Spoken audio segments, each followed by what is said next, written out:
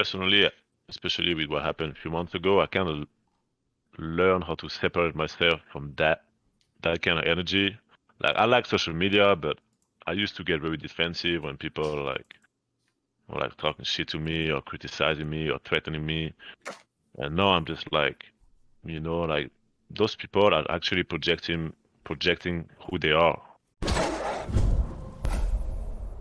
I have a question.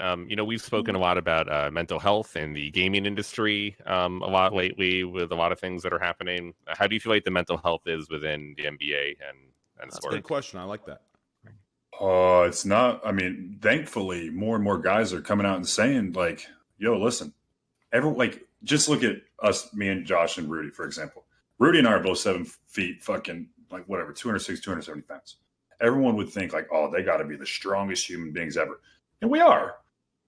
At the same fucking time, this shit can get sideways real fucking quick. This shit is not easy. Think about having a bad game and people are trashing you on fucking social media. Like, people are finally, like, Kevin Love, DeRozan, myself.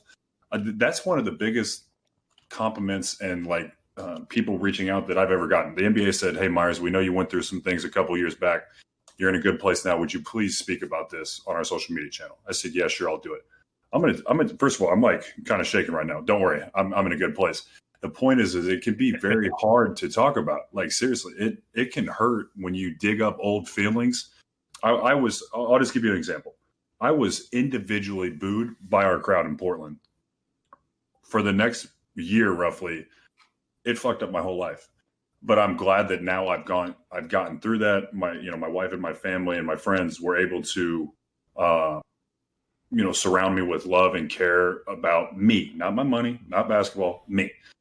And now I'm able to speak on it and say, like, hey, look, I've been through this. It's not easy, but you can do it. And I'm just going to say, like, I have built pretty strong relationships in the esports world. Not only are athletes dealing with this, people in the esports world are dealing with this also. Like, there's been some people tweeting and, stepping away. First of all, it's great for them to take time and understand that their mental health is the most important thing, like, at that moment, and to just figure it out and, like, just count on the people who love you, because this shit can get crazy, man. Like, I'm emotional. I don't give a damn. I'll talk about it. That's what it is. So I'm glad you're talking about it and you're being open about it, because I think a lot of people, people just, I don't know what it is. They only see, so for example, being an NBA player, they only see the highlights, right? That's all we see. Yep. We don't see the in between. It's kind of like watching a movie or judging a couple off their Instagram solely.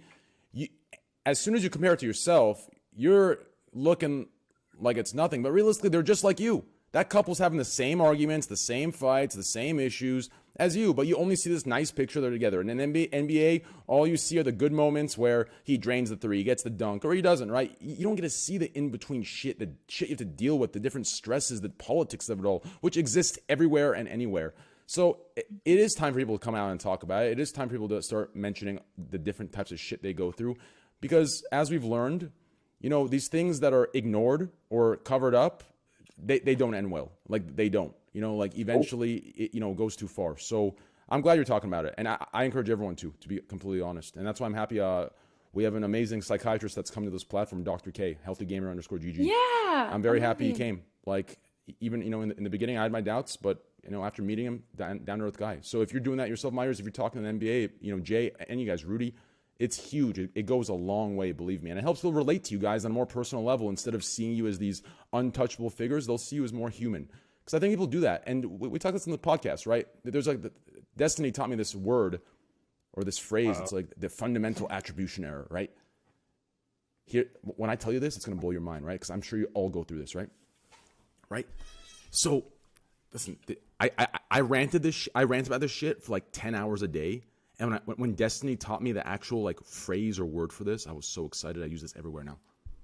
Have you seen those people where they'll speed to work, right?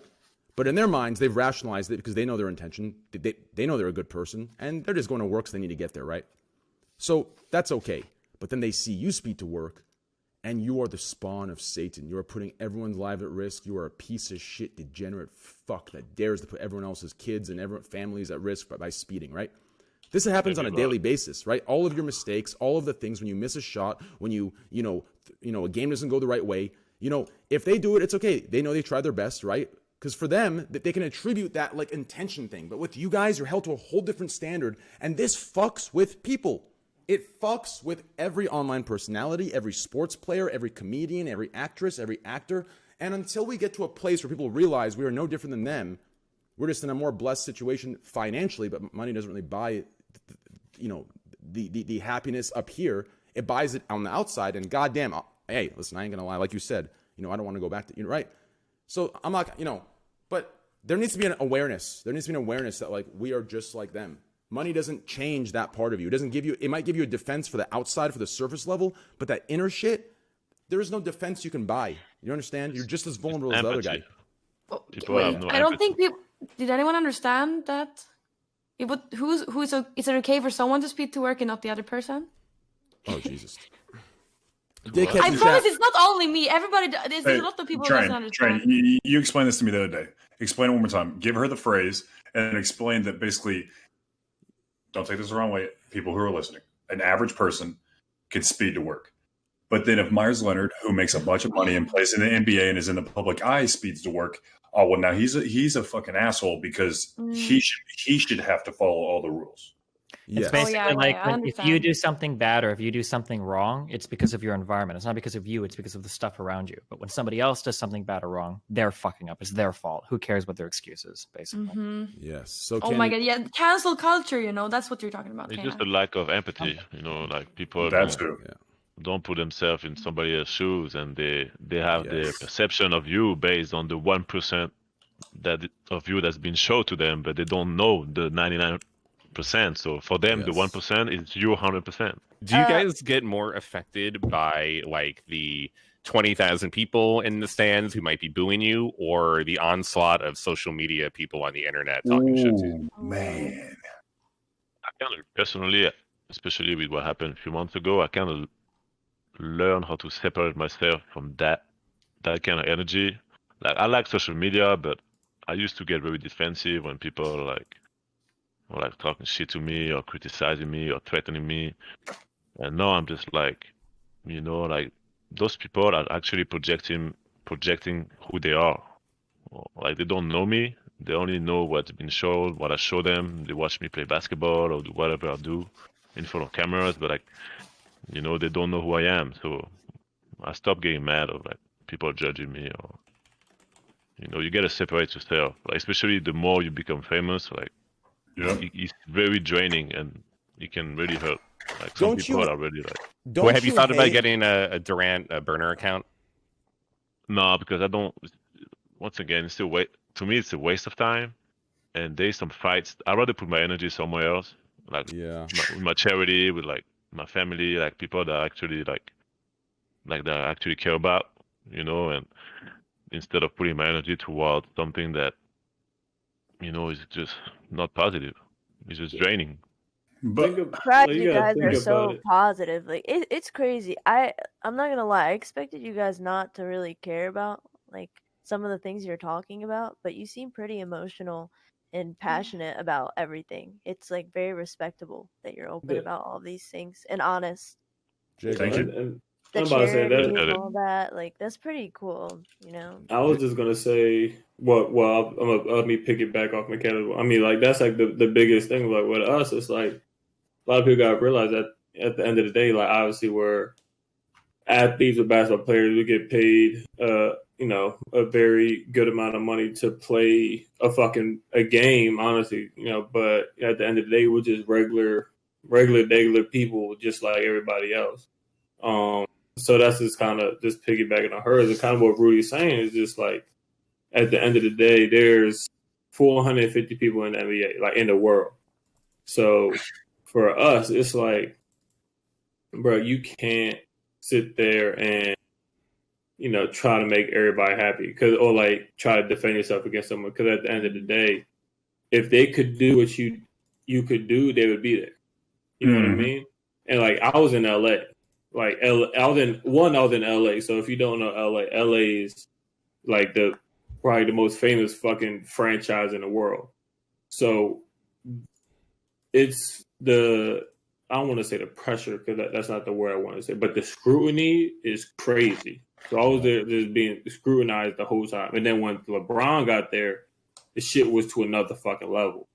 So, like, for me, it got to the point where, like, I still had Instagram, I still had Twitter and shit, but I deleted the apps off my phone because, like, I wasn't playing well. And, like, motherfucker, like you'll be surprised. Like, Rudy and Meyers can attest to this shit. Like, you're not doing well, like, you get, or even if you are doing well from other people, like, you're getting death threats, you're getting all that shit. Motherfuckers sitting there wishing, like, you know, wishing you end your career. You got, you know, career-ending injuries, et cetera, et cetera. So, like, that's the thing with Meyers. Like, I'm happy he's talking about it. And other people are talking about the mental health aspect of the league because, you know, a lot of people in the league, one, go through it and just don't want to say it. One, because I don't talk about it because I'm a prideful motherfucker. Like, that's what, you know, that's what I am. So, yeah, like, I'm a prideful dude. So, ain't no, like, I ain't going to say shit because ain't nobody going to know what the fuck I'm going to do. Like, I'm going to keep this shit motherfucker cool and copacetic. Everyone think I'm laughing and giggling and shit, but, like, it might not be that way. Yeah. But, you know, to Meyers' point, fuck, I just forgot what I was saying. But to Meyers' point, like, you have the people that's that, but then you also have the people that's, fuck, I just lost my fucking train of thought. People that speak up on it and don't speak up on it. Yeah, so you have the people that, so you have the people, the prideful motherfuckers like myself, and I heard Rudy in there talking about it. So, you know, you have that aspect of it, but then you have the other aspect of it that speaks up and kind of takes the bullets for the other, you know, for the other people, because at the end of the day, like I said, we're, basketball players with millionaires supposed to shut the fuck up and dribble and call it a day. So it's like it's good to have people like Meyers and people like, you know, Kevin Love and all that to talk about the mental aspect of it, just to show people like, bro, at the end of the day, we're regular people. Like, we're regular humans that have, you know, that might be mentally, you know, not stable in certain situations or have disorders or stuff like that. Because at the end of the day, you know, everyone puts us on a pedestal and thinks we're rock stars. Yeah. But, like, ain't no motherfucking different between me and motherfucking Train crazy ass besides his stutter. Hey, like, my man. Like, hey, first dinner's on me, baby. First dinner's on me. All right, I like that. Like, ain't shit different. So it's like, well, that's what people got to realize on our front is. Yeah. So I feel like that in itself is kind of like mentally taxing too. The fact that you can't even reply to certain, like, because sometimes you want to be a normal human. Like, we all, like, you can go, you know, you can have like a million hate comments or a million people or a bunch of people talking shit to you, but it might be that one person you just want to fucking fling, and it's like, y'all can't even do that to like a certain extent because it's like y'all looked at as horrible. Like, that's mentally taxing in itself, where it's like you can't even reply without some type of repercussion or somebody saying something, or, you know, like with the KD account and all of that, you know, people making it such a, you know, a big deal because it's like you can't even reply, and it's like that in itself is mentally taxing. So fucking annoying that like the accountability difference that like if a million people tell you to kill yourself, they want to kill your family, want to kill your kids, like people say crazy shit online. If you slip up, if you go too hard on one person going back, dude, you can get in so much fucking trouble, and it's so irritating that the people that come at you have zero accountability for zero. Yes, yeah, these people will disappear back into anonymous account, whatever, and then I just thought up an idea, bro. Like, imagine if there was like a company that people could hire to like shit talk people that talk shit. Like, bully hunters, dude. Yeah, I've heard of it. No, it doesn't. It's not but needed. Like, actually get paid for it. Like, you know, just like they'd be like, word. Oh, this how you send the bully. Listen. You know what I mean? Send the bully hunter. Send the bully hunter. A little organization. You make a little. You know what? Wait, listen here. It's not needed because they will get karma for what they do to us. Like, everybody who is hating on the people, they will get, like, even, you know, Destiny, don't shake your head. Don't shake your head. Even if not karma is real, okay, maybe that's not real, but if you put negative stuff into the world, like, you're gonna feel like shit. I agree with her. No matter what. No matter if you actually get karma back. Man, you talk that shit. I'm pulling up to the crib with the blicky. Hey, my man! I fuck with you, Jay. You keep talking like that. I'm coming over right now. Pull it down. Pull the pants out, baby. I love that. My man. I think that's real shit, man. Like I think I do believe in karma, but it's just like it's certain. It's not just karma. It's not just karma. It's that anyone leaving those comments, their life fucking sucks because that's they're old. Yeah, no, dude. That's true. Healthy people don't go online and tell you how much they want to kill like your family. Like normal, well-adjusted people don't fucking get on and do that shit. Yeah, they fucking hate their life. Like it's that old quote, dude. LeBron James isn't leaving fucking YouTube comments. Yeah, you know, right? like they can't even reply like, "Well, I'm sorry that your life sucks." Even if they said some shit like that, it would be a whole big thing. I mean, it can get worse even in person. I don't know if you guys remember last year where I think it was Westbrook in Utah where there was a fan talking shit to him and Westbrook went over to him in person. Like, that's fucked up. Fans are now taking their online shit talk and doing it in person, like in the front row in the stands. Just give them a nod. Yeah, I'll tell you the funniest shit, bro. Like you can like you got like I'm like obviously I'm a for regular people, I'm a big motherfucker, and then you got these two big and gigantic motherfuckers. And like we obviously so much people talk shit to us, but I'll bet you all the money in my bank account, bro. Push come to shove, we see that motherfucker in person, and ain't shit, no barrier. Like we on the street just walking by, ain't gonna say a goddamn 100%. On top of that, to add to that. Listen, the only thing they're going to say is, can I have a picture? That's the most shameless part about it. Like, it's facts, 100%. These same motherfuckers shit talking are the same ones you're taking pictures with at events. I mean, for us gamers, it's on a different scale, but I see so many people, right? I recognize them. So I'm a spiteful motherfucker. Right? Because I deal with a lot of shit. So I don't do this light bullshit where I forget. I remember these names. I have my mods write them down. So when I go to events, I ask everyone, I'm like, show me your account. Let me see who you are. And man, these motherfuckers are the nicest guys, like shaking my hand, asking for a picture. Like, suck my fucking cock, pussy. I fucking hate that shit. I hate it. It's such bullshit. And here's the problem. Oh, go ahead.